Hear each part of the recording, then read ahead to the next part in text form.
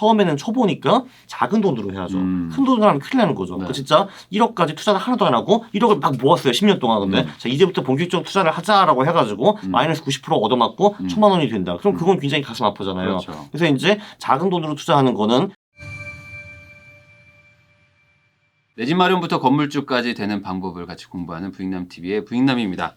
오늘은 신의 직장이라고 불리는 아주 좋은 회사를 또 그만두시고 전업투자자로 살고 계시는 대한민국 대표 파이어족 강한국 작가님 모시고 저희가 어떻게 살아야 또 파이어족이 되고 또 전업투자자로도 살 수 있는지 그런 직장인분들의 희망, 그 꿈을 어떻게 이루는지에 대해서 한번 이야기 나눠보도록 하겠습니다. 오늘 나오셔서 감사드립니다.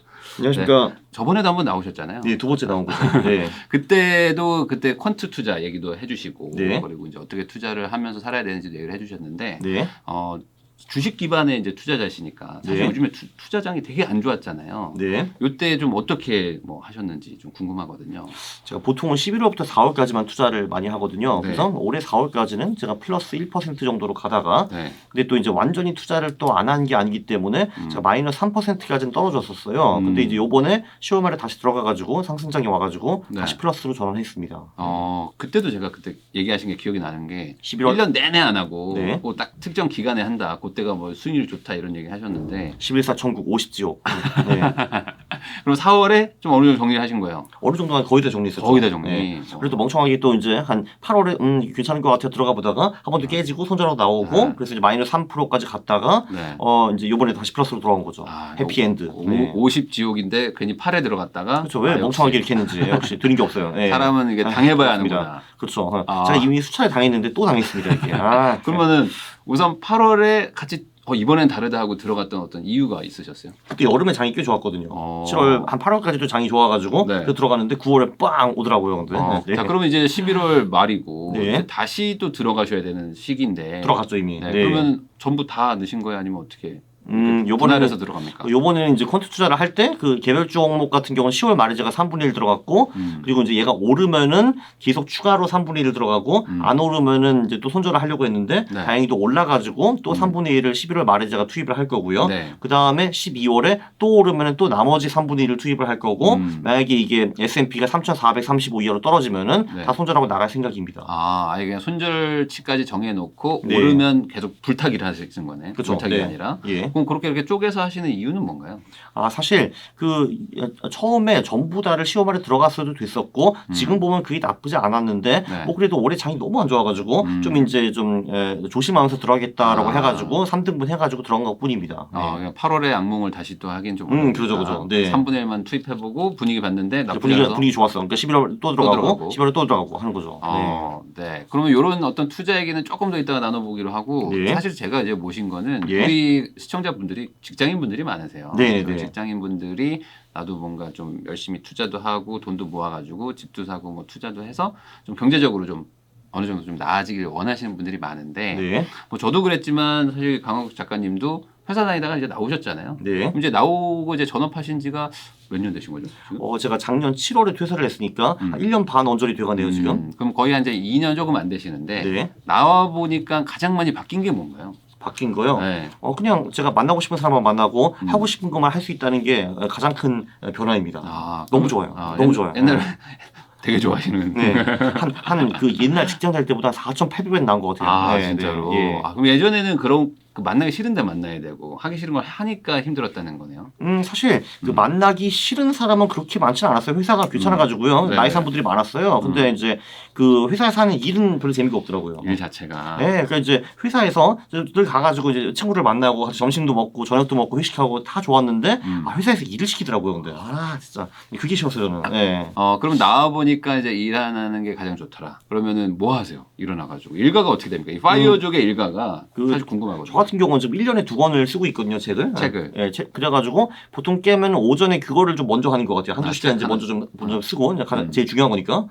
그 다음에 매일매일 좀 다른데, 제가 이제 수요일에는 이제 소속사에 가가지고 이제 유튜브를 찍고, 그리고 이제 금요일 같은 경우는 3프로TV 가서 방송을 하고요. 네. 나머지 시간은 이제 다 어느 정도 자유로워요. 그래서 이제 남는 시간에는 뭐 연구를 하든지 유튜브를 찍든지, 책을 쓰든지 읽든지, 사람들 만나서 놀든지, 뭐 그런 거를 주로 합니다. 그럼 네. 보통 비즈니스를 하든지. 네. 주무실 때는 언제 주무세요?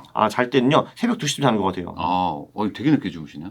그래도 조금 빨라진 겁니다. 그래도. 그러니까 더 늦어지니까 야 이거 이렇게 하다가 진짜 페인 되겠다 해가지고 그래도 좀 이러다 한 바퀴 돌린다. 그렇죠. 그거 많이 하잖아. 방학 때 하다 이제 나중에 6시에 자고 이렇게 한 바퀴 돌려야겠다. 그렇죠. 오전 10시 자고 막 오후 5시 깨고 이러면 안 되는 거죠. 그러면. 하루 그냥 한 30시간 앉아가지고 맞춰야지. 막 시차 적응하잖아. 한국에서 혼자서. 그렇죠. 그런 거를 하다가 이제 2시엔 자야 되겠다. 그리고 이제 최근에는 한 달에 거의 한 번은 해외여행 가고 있습니다. 그러면 이런 얘기만 들으면 네. 뭔가 그 투자를 통해서 이 경제적 자유를 이제 얻어가지고 네. 하기 싫은 뭐 어떤 분한테는 하고 싶은 일이겠지만 하기 싫은 일도 그만두고 자유롭게 일어나서 사는 삶이 되게 좀 좋을 것 같은데 네. 반대로 좀 뭐 아쉽거나 뭐 그러신 건 전혀 없으세요? 없어요. 네, 없어요. 없을 수가 있죠. 네. 맞아. 저도 생각해 보면 없는 것 같기도 해. 이게 사실 그러니까 책을 쓰고 유튜브를 찍고 강연다 같은 걸 한다는 것이 어떤 사람한테는 엄청난 고역일 수가 있거든요. 이게 심지어 유튜버 중에서도 유튜브 찍는 걸 진짜 싫어하시는 분들도 계시더라고요. 맞아요. 진짜 근데 저는 그렇진 않아요. 저는 이제 이게 재밌죠. 아직까지는. 맞아요. 이게 하다 보면은 또 재밌는 건 또 즐겁게 하잖아요. 네, 그죠. 근데 하기 싫은 건 또 티가 나거든요. 그죠. 저도 이걸 좋아하나 봐요. 말하다 보면 계속 하게 돼. 그죠. 네. 1시간만 학교하고 한 2시간 하고. 네, 그렇죠. 맞아요. 네. 자, 그래서 이제 좋아하는 거 하니까 참 즐겁긴 한데 반대로 이제 아직 안 된 분들 입장에서는 그 이제 먼저 나오신 선배 입장에서 뭐 주식으로 성공하시고 뭐 그랬지만 사실 어떤 투자를 하든지 간에 경제적으로 자유로워지면 그 다음에 파이어족이 될 수도 있는 거잖아요. 그렇죠. 사실 뭐 제가 주식만 한 것도 아니고 저 코인도 하고 비상장 투자도 하고 다 했어요. 저도. 네. 그리고 부동산도 했고요. 제가. 그러니까 그런 식으로 해서 결국에 파이어족이 돼서 이제 은퇴를 하면 또 즐겁게 자기의 시간을 쓸 수 있다는 거니까. 네, 그렇죠. 그렇게 하고 싶어하는 분들한테 기본적으로 뭘 해야 됩니까?라고 좀 물어보면 뭐라고 답하세요? 뭘 해야 하는가? 일단 처음에는 돈이 별로 없는데 사실 뭐 종작 돈이 아예 없이는 투자를 하기가 좀 어렵습니다. 그래서 1억 원까지는 모아가지고 1억을 만드는 데 초점을 둬야 될 것 같아요. 제 생각에는. 그게 일단 제가 보기엔 제일 중요한 것 같고요. 그리고 한 1억부터 10억까지는 내 수입도 좀 늘리고 그 절약도 계속하면서 투자를 병행하는 거. 그 세 개가 같이 들어가야 될 것 같고 10억이 넘어가면 투자가 사실 거의 전부 다죠. 거기는 이제 뭐 수입을 늘리고 지출을 줄이고 이런 건 큰 의미는 없는 것 같습니다. 하긴 그렇긴 한데 근데 1억을 모으라 하면은 어떤 분들 입장에서는 너무 큰 돈이다라고 생각할 수도 있잖아요. 그러면 일단 1,000만 원부터 시작을 하는 거죠. 1,000만 원을 10번 모으면 1억이거든요. 되게 간단해요. 근데 이 재밌는 거는 처음 1,000만 원 모으기가 제일 어려운데 그 다음 1,000만 원은 쉬워지고 그 다음엔 더 쉬워지고 하는 거죠. 근데 제가 알기로는 1,000만 원부터 시작하세요. 1,000만 원을 모을 건데 이 1,000만 원 모으는데 한 몇 달 걸리잖아요. 그렇죠? 그리고 이거를 곱하기 10개 하려니까 와, 이거 나 언제 모아? 라고 이제 막막해 하시는 분들이 보통 중간에 불리자. 1,000만 원도 불리고 돈은 돈대로 모으자 해가지고 그것도 해야죠. 맞아요. 투자도 하고 막 코인도 하잖아요. 그렇죠. 그러면 1억 모을 때까지는 아예 안 하는 건 아니고 중간중간 투자를 해야 될까요? 100만 원부터 투자는 시작을 해야죠. 왜냐하면 어차피 투자를 처음 하면 그게 부동산이 되었든 주식이 되었든 코인이 되었든 처음에는 초보니까 당연히 실수를 할 수밖에 없거든요. 근데 그 실수를 당연히 작은 돈으로 해야죠. 큰 돈으로 하면 큰일 나는 거죠. 진짜 1억까지 투자를 하나도 안 하고 1억을 막 모았어요. 10년 동안. 근데 자, 이제부터 본격적으로 투자를 하자라고 해가지고 마이너스 90% 얻어맞고 1,000만 원이 된다. 그럼 그건 굉장히 가슴 아프잖아요. 그렇죠. 그래서 이제 마이너스 90% 맞을 수 있는 건 누구나 할 수 있는 건데 그걸 100만 원으로 맞아야죠. 1억으로 맞으면 큰일 나는 거예요. 그거. 그래서 투자는 처음 돈 모을 그때부터 병행을 하는 거죠.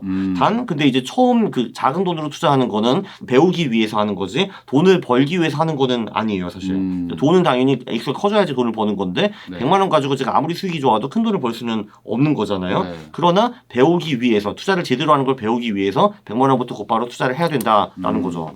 그러면은 저희가 이제 뭐 자금 문제가 있는 분들 뭐 사연 받아서 상담도 할 때도 있는데 그런 거 하다 보면은 주식을 많이 사세요. 왜냐면 기본적으로 100만 원, 200만 원을 할 수 있는 게 주식 아니면 코인인데 코인은 너무 힘들고 이제 주식하는데 특정 종목 하나만 계속 사는 분들도 있거든요. 그런 거는 어떻게 보세요? 이게 배움을 통해서 뭔가 내가 성장하려고 투자를 하라고 하셨는데 그냥 한 종목만 그냥 계속 산다. 한 개 종목을 사는 것 자체는 그게 크게 나쁘지 않은데 자 근데 그러면 그분들은 가격이 오르면 어떻게 하고 내리면 어떻게 하나요? 이게 중요한 것 같은데요. 그러면은 뭐 삼성전자 막 사는 게 아니고 이걸 왜 사고 언제 팔고 언제 사야 되는지 이런 뭐 플랜이 나와야 된다. 기본적으로 개인 투자자들은 다 망하는 이유는 똑같아요. 그 소위 그 한 개 종목 사가지고 얘가 내려갈 때 못 팔아요. 손절을 안 하는 거예요. 네. 오히려 물타기를 해가지고 이제 맛이 크게 가는 경우가 사실 대부분이죠. 어떻게 보면. 근데 손절을 한다는 거는 내가 이 정도 가격 이하로 내려가면은 판다는 건데 그죠. 그건 어떤 기준가 대비 판다는 거잖아요. 네. 근데 그거를 초보자들이 계산하기가 참 어렵잖아요. 이건 이 밑으로 가면 확 빠지니까 여긴 던져야 돼라는 거를 모르겠다. 그럼 그냥 아주 단순하게 네. 그냥 그 최고점 대비 10% 떨어지면 파는 것도 하나의 좋은 방법입니다. 무조건. 네. 근데 이제 사실 한 개 주식 하는 것 자체는 저는 크게 위험하게 보지는 않는데 네. 근데 이제 이놈의 가격이 내려갈 때 손절을 안 하는 거는 저는 굉장히 위험하게 봅니다. 굉장히 위험하다. 그렇죠. 네. 물타기랑 그 소위 존버하는 게 네. 위험한 게 뭐냐 하면은 이게 사실 솔직히 10번 해가지고 한 7번, 8번은 실제로 그게 돼요. 예를 들면 내가 이제 100원에 샀는데 얘가 80원 떨어지고 50원까지 갔어요. 네. 존버하면은 다시 100원으로 올라올 확률이 7, 80% 정도는 되거든요. 네. 그래서 사람들이 그거 한두 번 통하면은 아, 존버는 되는 거구나라고 안심을 하게 되거든요. 네. 근데 10번에서 두세 번은 그게 안 돼요. 그냥 100원에서 50원 갔다가 네. 20원, 10원 가서 끝나는 경우가 많거든요. 근데 이렇게 계속 존버하는 거를 습관화시키면은 언젠가 그 두세 번에 그 한 방에 당해요. 그 다음에 포트폴리오는 사라지는 거예요. 네. 그래서 위험한 거예요. 네. 그러면은 우선은 그 장기 투자라기보다는 절대적인 손절 구간과 그리고 반대로 또 수익은 얼마 나면 판다. 라는 걸 또 정해놓고 투자를 해야 된다. 그것도 예를 들면은 그냥 최고점 대비 10% 빠질 때 팔거나 그런 것도 하나의 방법이에요. 네. 그러니까 한마디로 얘가 그러니까 올라갈 때 뭐 플러스 30까지 올라가고 10% 꺾일 수도 있고 플러스 100까지 올라가서 10 꺾일 수도 있고 네. 플러스 500까지 가서 10% 꺾일 수도 있는 거거든요. 근데 그 올라가는 구간에 그냥 이 정도는 충분히 올랐다라고 파는 것도 굉장히 위험해요. 왜냐하면 이게 그 손실은 짧게 가져가는 것도 굉장히 중요한데 네. 수익은 길게 가져가는 것도 그거보다 못지않게 중요하거든요. 네. 근데 대부분 사람들은 얘가 10% 찔끔 올랐다 그러면 싹 팔아버리고 네. 근데 또 내려갈 때는 절대로 안 팔고 전버하는 그런 경향이 있어요. 그게 인간이 원래 그렇게 생겨 먹었어요. 네. 네. 근데 그렇게 인간이 생겨 먹은 대로 투자를 하면은 돈을 못 버는 거죠. 그럼 뭐 예를 들어 뭐 10,000원짜리인데 네. 2만 원이 막 가는 거예요. 네. 그럼 그냥 내비 두는 거지. 그렇죠. 내버두는 거죠. 막 그죠, 내비 그죠. 두다가 2만 원 찍고 갑자기 18,000원으로 쫙 빠져요. 그죠. 그때 파는 거죠. 그럼 10% 네. 빠졌으니까 무조건 기계적으로 판다. 그러니까 그게 종목을 한 개, 두 개, 세 개 하시는 분들한테는 최고의 조언이라고 저는 생각을 해요. 그리고 절대로 이게 이제 가격이 떨어진다고 아 이거는 시장이 이해 못한 거야라고 그런 식으로 자기 합리화하면 안 돼요. 시장이 아니라 네가 이해를 못하는 거예요. 네. 우리 주식을 왜 사람들이 몰라봐주지? 그죠. 이런 네. 생각을 할 필요도 없다. 네, 근데 그 주식이 떨어지는 건 분명히 이유가 있고요. 네. 그 주식이 네가 이해 못한다고 해서 그 이유가 없는 건 아니에요. 그 이유는 분명히 존재해요. 네. 네. 그러면은 요거는 이제 돈이 있어야지 할 수 있는 뭐 아주 기본적인 이제 이해도를 이제 말씀해 주신 것 같고 네. 아예 돈이 없는 분들도 있잖아요. 네. 아까 1,000만 원 모으라고 했는데 예. 1,000만 원 어떻게 모으냐? 나 한 달에 30도 저축 못한다. 이런 분들도 있잖아요.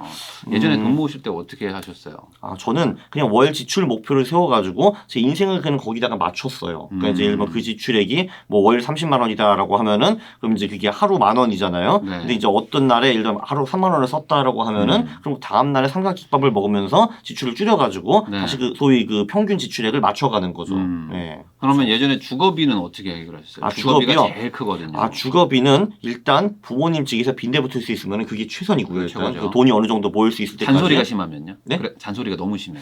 그래도 일단은 돈이 없으면은 잔소리도 견뎌야 하는 것이 이제 잔소리도? 사람의 몫입니다. 네. 네, 그렇죠. 네. 아, 그 돈이 없어가지고 직장까지 가잖아요. 그것도 네. 사실 잔소리 들으러 가는 거잖아요, 사실. 그러니까 그것도 똑같은 이치인 것 같아요. 네. 네. 그럼 예전에 부모님 집에서 계셨어요? 그렇죠. 일단 제가 첫 번째 해외 나가기 전에는 이제 그 부모님 댁에 있었고요. 그리고 네. 이제 해외 나가면 회사에서 집을 해주기 때문에 거기서도 해결이 되었죠. 그럼- 나중에 한 번 있다가 다시 들어왔을 때는 이제 월세 살았죠, 제가. 네. 그럼 월세도 극단적으로 낮춰가지고 어떻게든. 꼭 그 정도, 하긴 뭐, 월세 그 당시에 50 살았으니까 낮긴 낮았네요, 그죠? 네. 요즘엔 원룸이니까. 더 올랐거든요, 요즘에. 네. 그래서 주거비 때문에 못 모은다, 막 이런 분들도 있는데. 네. 그러면 주거비가 사실 제일 크니까. 맞아요. 고정비 중에는. 근데 그래도 한국은 그나마 다행인 게, 네. 이 월세가 한국은 딴 나라 대비 되게 싸요, 사실은. 네. 왜냐하면 이제 원룸 같은 거를 살면은, 그 이제 강남에서도 웬만하면 50만 원 다 들어갈 수 있는 데가 있잖아요, 이게. 네. 뭐 퀄리티는 좀 차이가 후지인다 있겠지만. 하더라도. 네네. 네, 근데 어렸을 때는 좀 후지게 살아도 돼요, 사실. 네. 상관없어요. 네. 네. 어차피 건강하니까. 네. 아니 저도 옛날에 돈 없을 때 뭐 라면도 먹고 막 했는데 당연하죠. 네. 라면도 또 괜찮은 음식입니다. 나름 뭐 그게 나쁘지 않습니다. 지금도 잘 먹어요. 맛있더라고. 요즘은 그 나트륨 때문에 좀 잘 먹긴 하는데. 네. 그렇죠. 그러니까 편의점 샌드위치, 삼각김밥 기가 막히게 맛있죠. 지금도 많이 먹어요. 네. 아직도 좋아요. 네.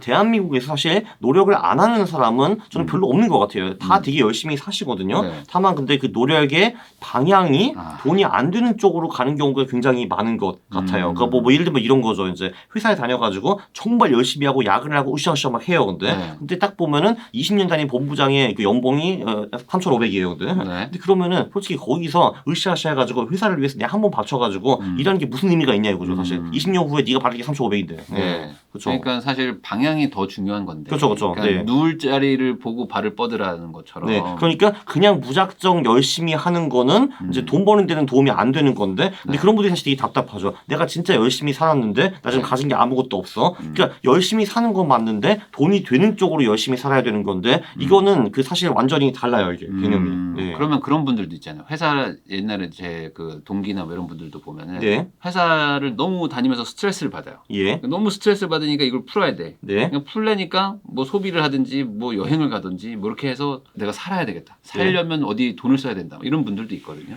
근데 사실 그 스트레스를 받는 거는 그 문제의 근원이 해결이 안 돼서 그러는 거잖아요. 네. 근데 사실 여행 가가지고 술 좀 먹는다고 그 문제가 해결되는 게 아니잖아요. 그 문제를 해결할 그 방법을 찾아야지. 네. 그게 안 되고 그냥 회피하는 거예요. 사실 제가 보기에는 그거는. 네. 네, 사실. 문제를 해결하는데 노력을 해야 되는데 회피하는 데다가 노력을 하고 거기다가 그 회피를 또 돈으로 해버리면은 그렇죠. 그럼 그 스트레스는 사라지지 않거든요. 물론 사라지지 않고. 그 술 먹는 그 구간에는 그거 잊어버릴 수 있겠죠. 한 네. 하루 정도는. 다음 날에 머리 아프고 더 스트레스 더 받죠. 근데. 네. 네. 그러고 나서 돈도 안 되고 뭐 모아지지도 않고 하니까 경제적으로 뭐 자유도 안 생기니까 스트레스가 더 커지고. 네, 그 그죠. 힘든 일을 또 계속해야 되고. 그렇죠. 네. 그러니까 오히려 악순환에 빠질 수 있다. 그렇습니다. 네. 그러니까 이거를 진짜 각오하고 본인의 인생을 좀 확실하게 설계해가지고 악착같이 모으고 불리고 해야 된다. 그러면 이제 돈 좀 모아가지고 뭔가 네. 투자 좀 해보겠다 하는 분들이 가장 이제 갈리는 게 예전엔 코인이었지만 이제는 코인 쪽은 조금 빠진 것 같고 네. 주식할까 부동산 할까 뭐 이런 것 같아요. 그러면 이런 분들은 주식이 좀 맞다 이런 거 있을까요? 뭐 내가 이제 막 시작을 해봐야 되는데 이런 분들의 성향이 좀 주식하는 게 좋다. 일단 저는 그 주식 어린이와 어른을 나누는 기준이 되게 명확해요. 이 사람이 손절을 할 수 있냐 없냐. 손절할 수 있냐 없냐. 네, 그렇죠. 이제 본인이 도저히 손절은 안 되겠다 하는 사람은 주식을 안 하시는 것도 좋은 방법인 것 같아요. 그러면 네. 뭔가 이득보다는 손해를 보면 스트레스를 엄청 받는 사람들. 그렇죠. 네. 그런 분들은 좀 주식을 안 하는 게 좋나요? 그렇죠. 그러면 그걸 어떻게 테스트할 수 있는 방법 같은 거 없을까요? 그냥 뭐 해보고 떨어질 때 네가 손절을 할 수 있냐 없냐 그거 보면 돼요. 그냥. 근데 보면 이제 본인이 이 핑계 저 핑계 안 하잖아요. 그러면 이제 안 어울리는 사람이에요. 그게. 그렇죠. 그러면 예를 들어 되게 간단하게 알 수 있어요. 삼성전자 사고 그렇죠. 삼성전자 만약에 6만 원인데 샀어. 네. 그럼 5만 4천 원이면 무조건 던져라. 그렇죠. 이제 그리고 본인이 그거를 실행을 했느냐 안 했느냐를 한번 이제 보시면은 그게 금방 나오잖아요. 그리고 뭐 이거 아마 보시는 분들 중에서 지금 개인 투자자가 1,400만 명이니까 주식을 하신 분들이 안 하신 분보다 더 많을 거라고 저는 생각을 하거든요. 그럼 이제 본인을 돌이켜 보면 되는 거죠. 본인이 손절했나 안 했나. 어떻게 못했다고 하면은 사실 거의 주식에 안 어울리다고 봐야죠, 사실은. 그러면 주식을 할 때는 손절이라는 거는 뭐 무조건 해야 되는 어떤 필수 항목이다. 근데 이걸 못하는 사람들이 대부분 망한다. 그렇죠. 네. 이렇게 보는 거예요. 이게 사실 주식이라는 것도 그렇고 부동산이라는 것도 되게 간단해요. 그냥 상승장에만 무지막지하게 투자를 하고 하락장엔 다 빼고 아무것도 안 하는 게 사실 베스트이거든요. 그러겠죠. 또 물론 부동산은 뭐 하락장이 오는데 빠져나가기가 좀 쉽지가 않아요. 하락장 거래가 잘 안 되기 때문에. 주식은 근데 그런 게 아니거든요. 주식은 언제든지 빠져나갈 수 있어요. 언제든지 들어갈 수가 있고. 상승장에는 투자를 하고 하락장에는 그 다 빼고 아무것도 안 하고 공부를 하는 게 그게 사실 투자하는 그 방법이거든요. 상승장에는 그냥 아무거나 그냥 다 사도 거의 다 올라요 이게. 아니, 완전히 아무거나 아니지만 그래도 이제 어느 정도 말이 되는 거를 사면 다 오르거든요. 반대로 하락장에는 내가 아무리 스마트하게 투자한다 하더라도 돈을 벌기가 진짜 힘든 거죠. 네. 근데 사람들은 근데 이게 상승장에서 하락장으로 변하면은 당연히 가격이 떨어질 거기 때문에 손절이 들어가게 되는 거거든요. 네, 그러면은 그것만 가지고도 하락장에 대다수를 거의 다 피할 수 있어요. 그럼 제가 여기서 궁금한 게 예를 들어 삼성전자를 그냥 굳이 예를 들어 보겠습니다. 6만 원 갔어요. 샀어요. 5만 4천 원 왔어요. 그럼 팔아야 되잖아요. 그러고 나서 얘가 5만 원까지 떨어진 거예요. 그리고 다시 올라가기 시작해. 그러면 어떻게 사야 돼요? 얘는 좋아 보여. 근데 지금 살지 말지는 어떻게 판단해요? 왜냐면 얘가 또 다 7, 8, 9 막 가버릴 수도 있어요. 얘는 좋아 보여. 그거는 이제 몇 가지 방법이 있는데, 네. 그 뭐 이동 평균선을 보고 그거를 돌파할 때 사는 방법도 있고요. 제일 쉬운 거 하나만 뭐 이게 정답은 아니지만. 아, 그거요. 그 아주 쉽게 보는 거는 그냥 최근 1년 동안에 이놈이 올랐나? 그거 보는 것도 방법이에요. 네. 그 말은 어떻게 해석을 해야 돼요? 아, 그러니까 이제 그 지금 가격과 1년 전 가격이랑 비교를 해가지고 네. 지금 올랐다라고 하면은 그걸 상승장으로 가져갈 수 있는 거죠. 아, 네. 그러니까 우선은 10% 빠지면 기가적으로 던지지만 네. 이 주식이 좋긴 좋은데 네. 라는 생각을 계속 가지고 있으면 네. 쭉 빠지다가 뭐 어느 순간 뭐 좀 바닥을 다지다 뭐 올라가든 뭐 할 거 아니에요. 네, 맞아요. 그럼 그때 갔을 때 1년 전 가격과 비교해서 그래도 여전히 올랐네라고 하면은 그때 한번 다시 들어가 본다. 그렇죠. 근데 그거를 뭐 꼭 1년으로 할 필요는 없고 그거를 뭐 본인의 기준에 따라 가지고 6개월이나 3개월로 하는 것도 저는 괜찮다라고 봐요. 네. 근데 그렇죠. 한마디로 근데 이게 늘 그 주식에서 중요한 게 무릎에 사가지고 어깨에서 파는 건데 네. 절대로 내려가는 무릎을 사면 안 돼요. 왜냐면 그게 나는 그때가 무릎이라고 생각했는데 알고 보니까 가슴이었어요. 근데 그러면 이제 쫙 내려가는 거죠. 당연히 바닥을 찍고 올라오는 무릎에 사야 되는 거예요. 네. 발목에 사는 거는 거의 불가능해요. 그걸 할 수 있는 사람도 있긴 있는데 거의 없다고 보면 되는 거고 찍고 이제 올라갈 때 올라가면 이제 올라가기 시작했으면은 3개월 전과 비교해서 이제 올라 있을 거 아니에요. 근데 그때 들어가면 돼요. 그래 늦지 않아요 보통은. 3개월, 6개월, 뭐 12개월 이렇게 정해가지고 네. 그 기간 대비 올랐으면 다시 들어가고. 네. 그럼 여기서 얘가 올라가기 시작하면 또 계속 내비두고. 네.